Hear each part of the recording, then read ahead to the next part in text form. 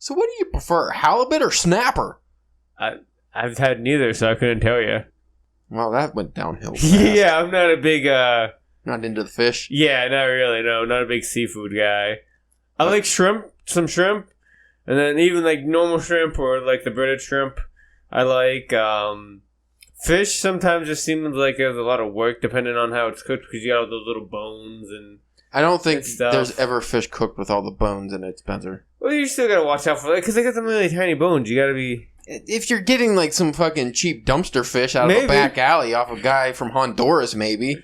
Isn't that the best kind of fish, though? No! No, it's just wrapped in a newspaper? A slightly moistened newspaper? That's how you get your back alley meat, not your mystery. Like when you get some nice horse meat, that's how you get that. What's wrong with horse meat? It's nothing in some places. In America, we frown on it. I don't know why. Seems like it would be a tasty animal, maybe. It probably, yeah. I mean, probably, yeah. There's probably parts of it that taste good, and then there's probably parts of it that'd be all like tough, like anything else. But, yeah, like human meat. Yeah, like I really if somebody made me a steak and it was out of like horse. Yeah, I don't know if I could tell, maybe. Like, you know what I mean? I mean, you eat cow. I think they're just as lovable. I probably would like cows more than horses because horses are kind of stupid. Like they'll just eat until they die. They just don't stop. Just run until their heart explodes. I feel like our horse knowledge is probably not good. I don't know if any of those things we just said were accurate. No, I'm pretty sure you can run a horse until it just dies. Probably. I've seen that in a movie or two. Yeah, right? So everything in the movies is true. I mean, and I saw it in the fucking Gladiator, so that's like a historical film, so that's definitely accurate. Here's the thing. My trust in movies really, really diminished when I found out John Wayne's real name was Marion. Oh, yeah? His name's Marion. I did not know that. Yeah, right? So once you know that, you're like, well, fuck. Is anything I know, like, everything's a lie, right? Nothing's real anymore. How can it be when the supposed manly man, apparently super racist, but I kind of figured that much. Yeah. I wasn't a John Wayne fan, honestly. I don't think I've ever actually watched, like, a solo John Wayne movie. See, my dad kind of likes John Wayne, and, like, my grandpap was like, anytime the TV was on, it was westerns and like that kind of stuff. So I just like through passing, I've witnessed some John Wayne. Speaking of horse abuse, those old westerns when they make the horses like fall on command, but they would like vault them off of mountains and shit just for the look, like for the footage. Yeah, it's kind of awful. Oh man, I feel so bad for animals back in old movie times because they just didn't care. Nope. I mean, people were barely... Just get another one. Yeah, like they barely cared about actors and actresses' well-being, let alone animals.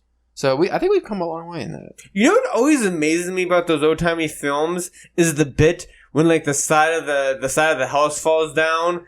But the guy standing in the spot, so he goes through the open Charlie window. Chaplin. Yeah, I think he originated that. Yeah, but Jake, that whole thing, like I wouldn't do that now. Like, well, you can show me on a diagram and you can put me in a simulator and show me how it would work. No, I'm not doing it. Modern incarnations, other than Jackie Chan's version, are I don't think real. But Charlie Chaplin and like the others that did that back then, that was 100%, and it wasn't even like a fake like plywood building that if it did hit you, you would get like mildly hurt. Like it was just like a full side of a building. Like you'd die. Like, there's a whole bunch of crazy things. Like I remember seeing like a guy like walking on cars in traffic or something, or like these ladders. These ladders would keep on there's a series of ladders that were like falling upwards or downwards, and he would just be walking. Like if you go back and look at some of that crazy shit that they did back in the day, where it's like they did that, like somebody actually had to do that. That wasn't CGI. Often before the invention of editing, where they could where they could really splice things. Yeah, one take, and it's like, well, we can't just make it look like somebody else is doing it. It has to be the actor because the stuntman wasn't a thing for the most part. Because unless you're wearing a mask or a big top hat or something, it's like, well, we got to show the actor doing it, or they'll know it's phony there, Johnny. Yeah. And then they just have some guy like climbing off of like the top of a building. It was a dangerous business, and part of me kind of wishes I was around for it. Oh yeah, I would be that guy. I would let a building fall, and hopefully I make it through the window hole. It's better than what I do now. More fulfilling. Yeah. Look, Mom, I'm in the pictures. I'm in the movie picture shows.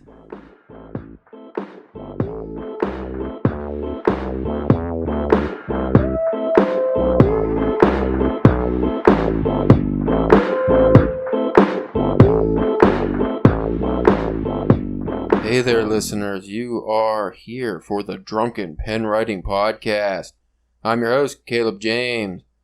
With me today is Spencer, the Miami Marmalade Marauder Church. What's up, Spencer? Hey, how you doing? I almost didn't think I was going to get that out.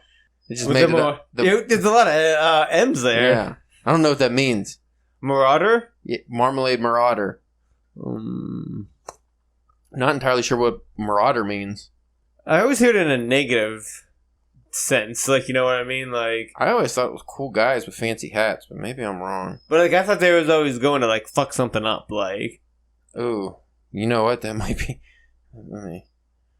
A person who marauds. Oh, fuck! Of course, of course. It's a raider. So yeah. Yeah. Kudos for knowing a word I didn't know. Yeah. I like your style. You've been reading more. No, that was probably from a movie. Yeah, probably. Ah, shit, son. Why is the dog crying? We'll tell him to knock it off, or I'm going to go in there and jimmy his rattle hole. Ooh. I don't know what that means either. I'm going to cut that out. That probably... I don't like animal abuse people. Like, he's going to jimmy that dog's rattle hole. He's either punching him or fucking him. I don't know. Oh, God. Maybe both. We'll leave that in for the premium episodes. Did I tell you one of those reviewers strictly writes dog porn? Makes sense. That's the... Like two dogs? Or like a person and a dog? Person fucking dogs. So, they're judging other people's work and their fiction and they're writing dog porn. Dog erotica. Bestiality erotica. If there's not a lot of, like, dog puns going on in that thing, I'd be highly disappointed. We're not going to talk about that. Like, this is garbage! This is not real! This is trash. This is not true. Oh, shit, son. We didn't really have a theme for today's episode, but you mentioned what constitutes a real writer, a professional. A professional. We kind of were slightly, almost had a conversation, but didn't, because the texting conversation is just, that's hard. And it was late. Yeah, it was late. I was probably naked in bed crying already. So, we decided we were going to discuss what makes a professional author. I didn't look anything up for this. So this is just our opinion. Hearsay, if you will. Yeah. What we think makes a professional. None of it is valid? So if it's none of these points that we might make, I don't even know if we're going to make points. But we'll see. If any of these points don't hit, they don't apply to you, don't feel bad, because we're not professional writers by any means.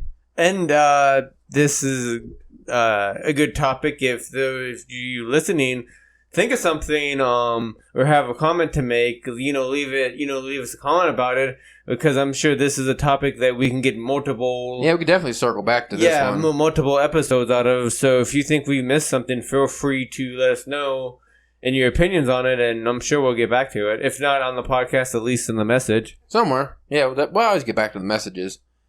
Oh, man. Oh, baby, I like it raw.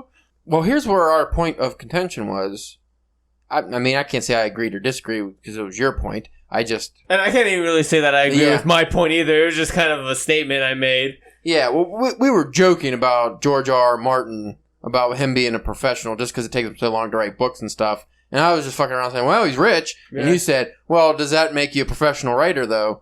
And here's where we hit the meat of the matter right off the back.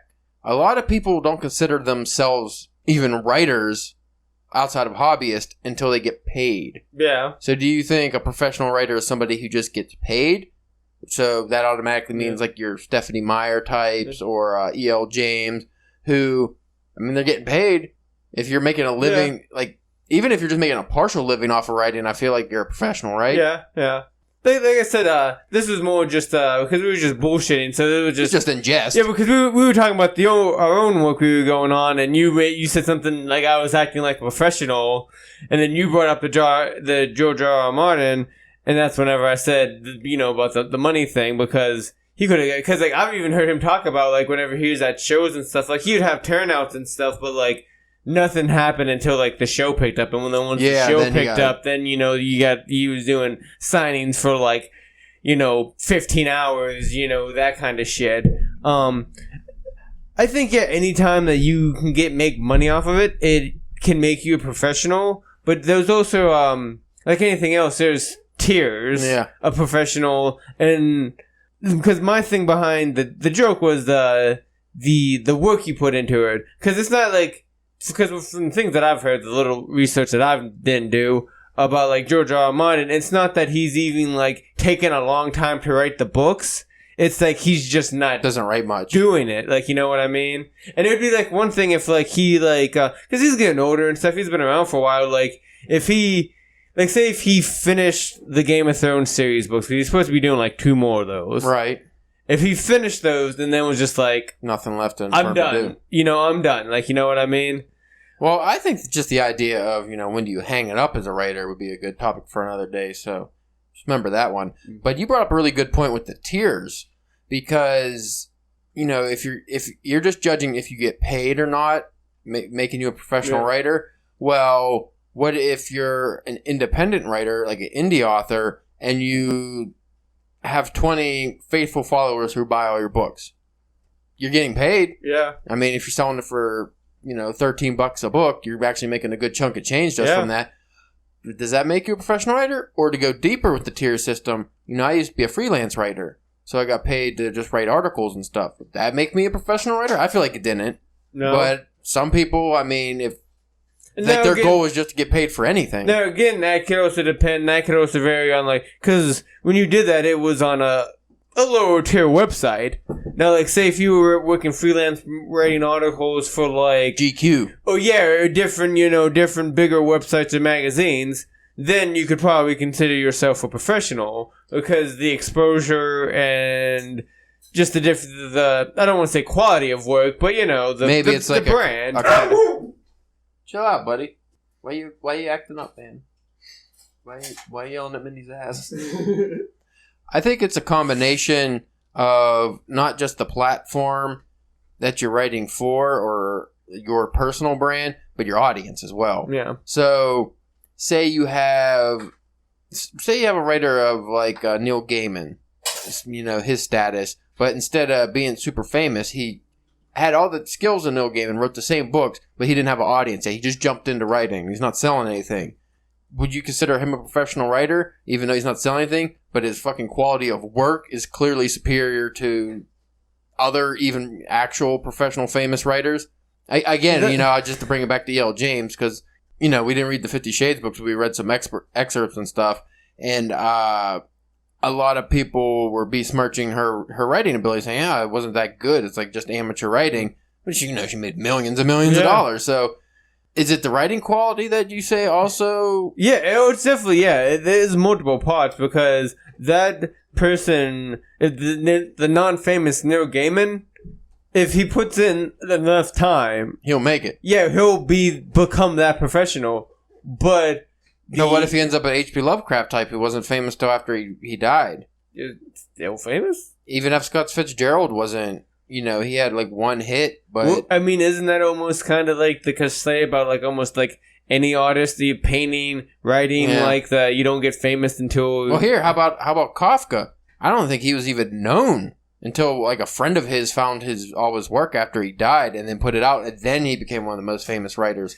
Which would suck ass, by the way. Something tells me, and like I'm not trying to like, you know, I'm not trying to compare myself or anything like that, but something would tell me like, if I did ever make it big, that would be the way. That would be the way. I would spend years just fucking grueling, just working over it with no result. As soon as I dropped dead, like, my kids would go through it and my grandkids would be like, oh, what's this? And then put it out and like, oh, this is great. The masterpiece that was Daily Rounds. Yeah. I shall do a reading for you. He walked down the endless corridor, and he walked into the room, and there was a man with penises for arms. That's basically about the quality of it. That is a metaphor for how life just fucks you. By the way, folks, Daily Rounds is real, but the penis man arms is not. For some reason, I don't know why the fuck you didn't. Maybe in the sequel. Daily Rounds 2. Penis of arms. Yeah.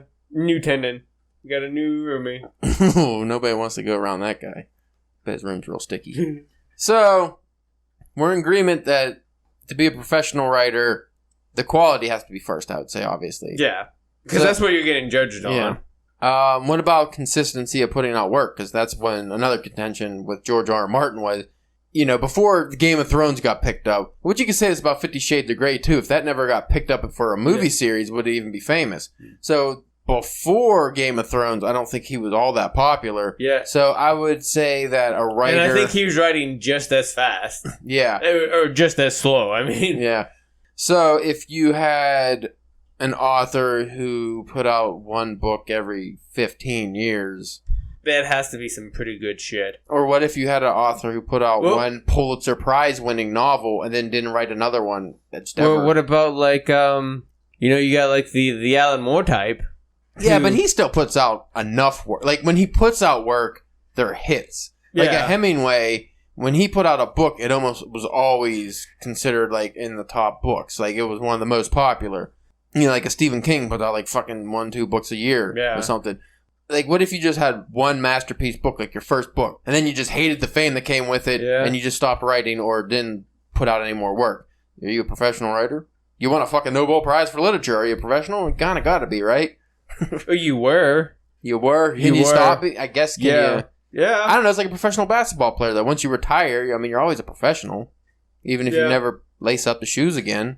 So would you say then, even like, what about then, in sports, to use the sports term, you were on the bench of the Knicks, played 2 years, got cut, couldn't get picked up with another team. You can't still consider yourself a professional. You were a professional. I think even if you played... Unless if he lands in some other, like, smaller league or something like that. I think if you just played one... Well, most of those guys, they always go to another league. But here, like Jay Williams, he was like a big recruit out of Duke or somewhere in the 90s, early 2000s.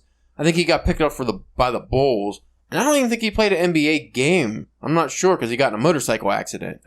Or he might have played a little bit and got super injured. But like he was clearly a professional. So I don't know. I think we're muddying the waters too much at this point. Yeah. But I would say consistency. I think that's got to be key. When I think of professional, I think of somebody that puts in the work.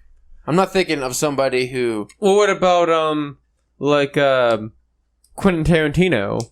He only has a very, like... He's been around forever, but this is... 9 movies or something. Yeah, but only, 9 movies. But again, each movie's a masterpiece for the most part. Yeah. So, but it'd be, what? 5 or 6 years until, a movie? And he writes those, so, I mean, you can put, he kind of implies a little bit more to the, to the subject, because he's writing most of that stuff. And he's only supposed to do 10. Wasn't that always the thing? He's only doing 10 movies? She's supposed to be doing a Star Trek movie. What about that's his He's supposed to be doing Kill Bill, another series of that, too. Well, I think he considers that all one movie. I think that's how he gets around that. Oh, what a fud dud. That term was used improperly, but still, he's something or other. Kind of a jerk, but I like his work. He's still a professional. You would never say Quentin Tarantino is an amateur filmmaker. Oh, no, but I'm just saying, you were just saying the consistency has to be there, but Quentin Tarantino's not putting out a movie every year or 2 years. All right, let's fucking lower the bar though. Look at Lloyd Kaufman from Trauma films, like Toxic Avenger and all those really shitty movies. He's putting out all those really shitty movies and he puts them out consistently. Is he a professional or not? Because they're shitty movies.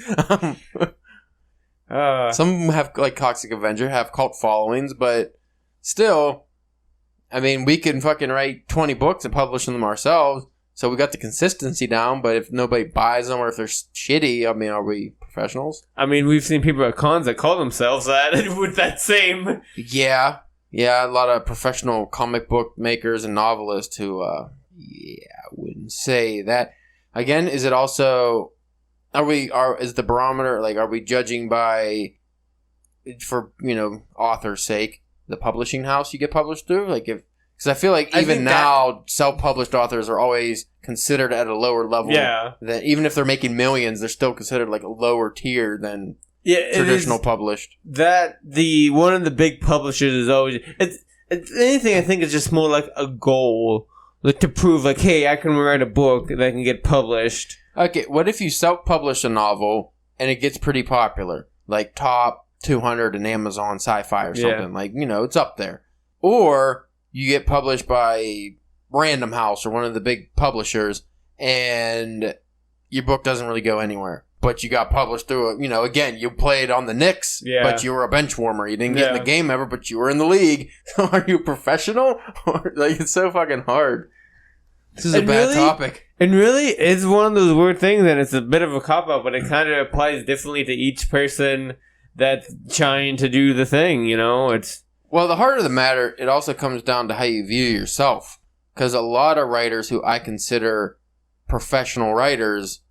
like when I used to read like different websites that were really popular, getting even like your GQs and stuff, who like writers who are consistently actually work, like their job is a writer, even if they're just a content creator or something, like they didn't, because they didn't make their sole living off of writing, they didn't consider themselves real writers or professional writers.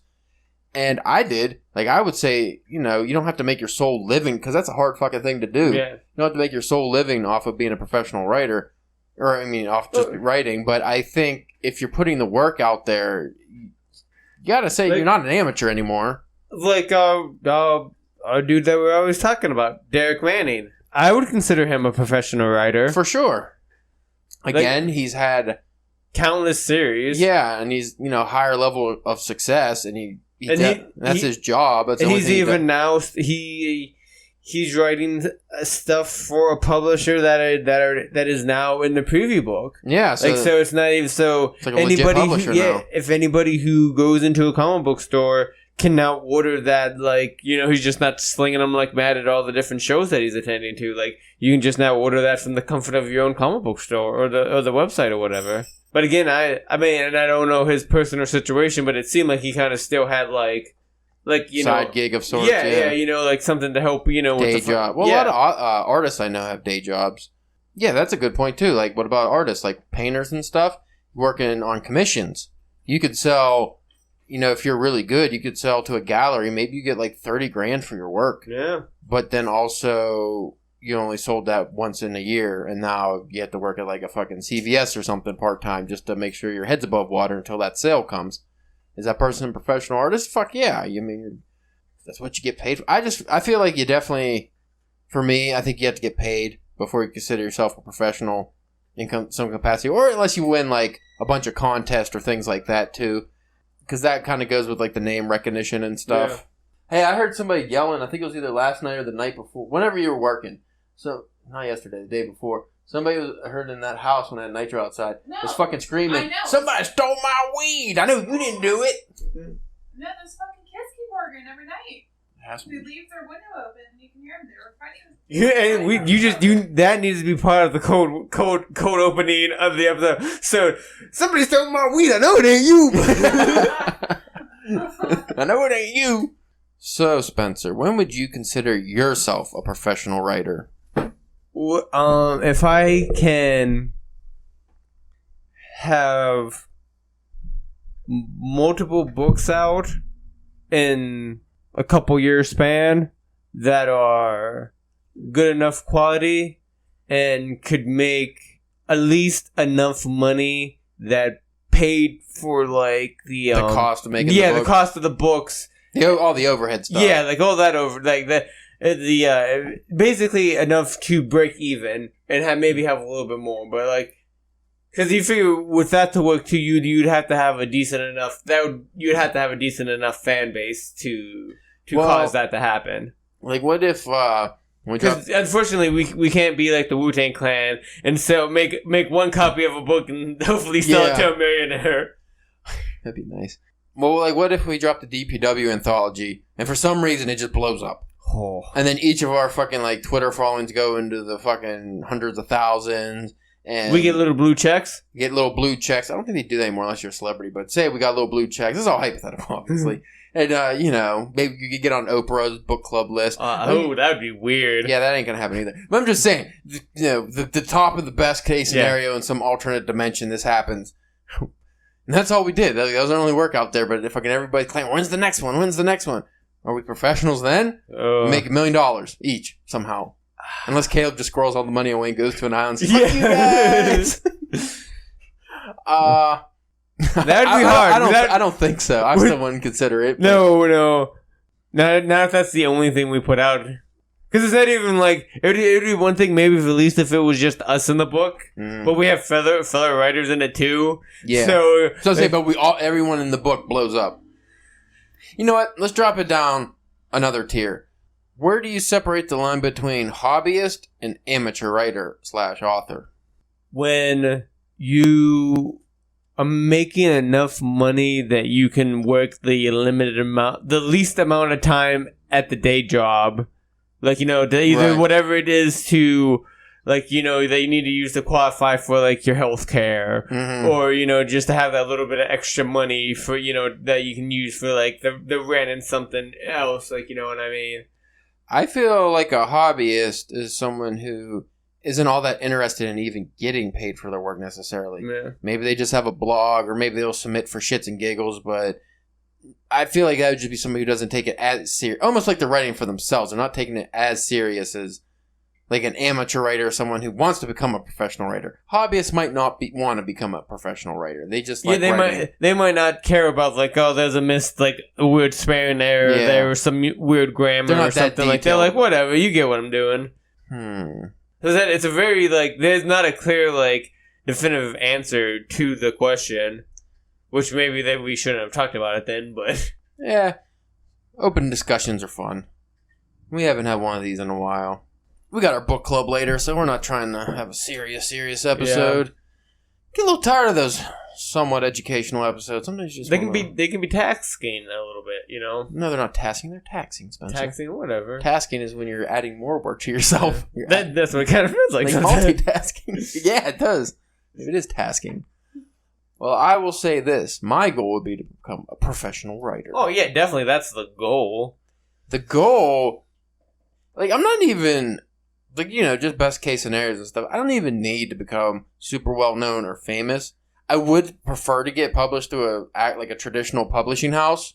And I'm going to try when I come up with, some books and stuff. I want to go that route first. I don't want to go through all the indie publishing stuff because I feel like the market's too filled. Yeah, if you don't have to. If I don't have to, I'd rather just try my hand, getting the agent and going the other way. Even if we start small, even if you don't make any money that way, I feel like that's just not that self-published writers aren't legitimate or anything. You just brought up the agent. That's a whole nother.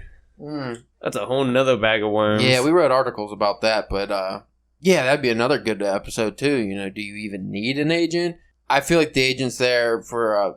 To get through the gatekeepers of the publishing, especially when you start out and stuff. But they're negotiating your prices because they don't get paid unless you get paid. So they want you to get paid. They want you to make as much as possible. The much you get, the bigger cut they get. Yeah, and the better agent you get, the bigger and easier in you have with publishing houses and editors because they're friends or drinking buddies or at the very least, they work with them enough. Yeah.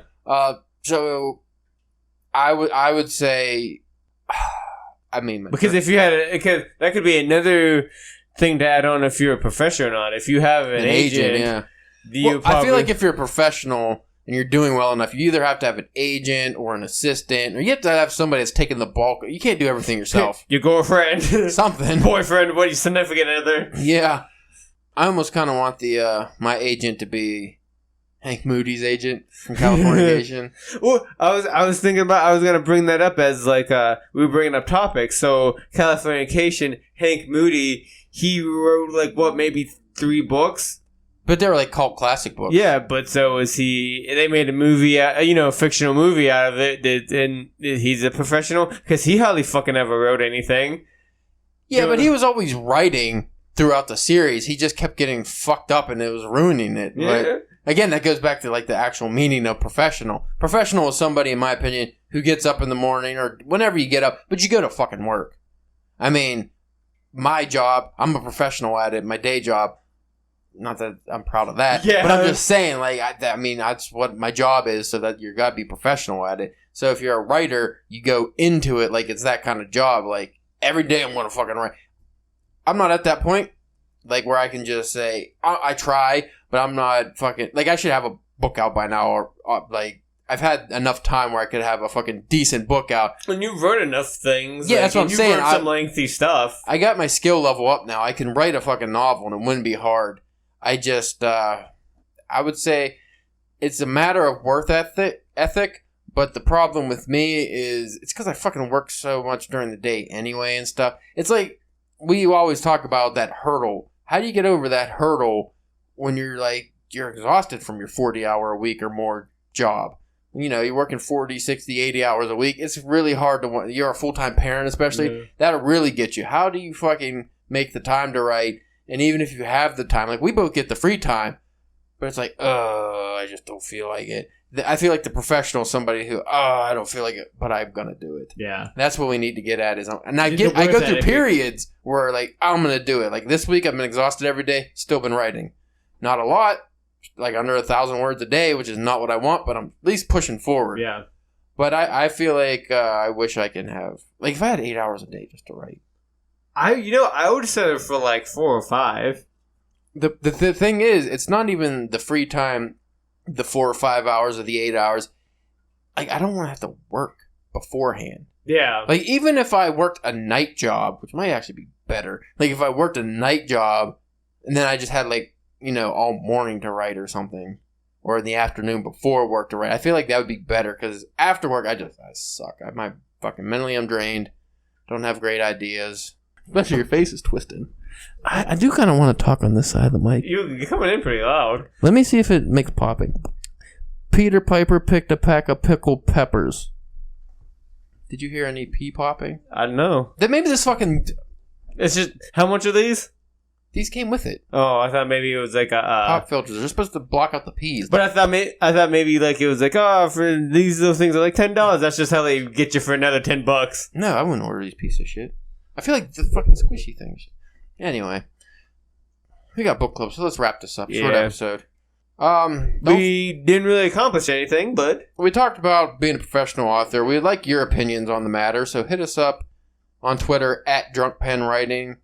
Hit us up on Facebook at Drunken Pen Writing, and go to the website, obviously, drunkenpenwriting.com, and you can find our contact form there. We'd love to hear from you guys. And remember, the giveaway's going on, so be sure to check that out. Free shit, man. 100% free. You don't gotta pay for shipping or anything. So just take a look and you could win some free stuff. The post is on the website. It's on Twitter. It's everywhere. I got a tattoo of it on my Johnson. No, my Johnson's not large enough for that. Anyway, you folks have a wonderful night. See you later. Bye. Alligator.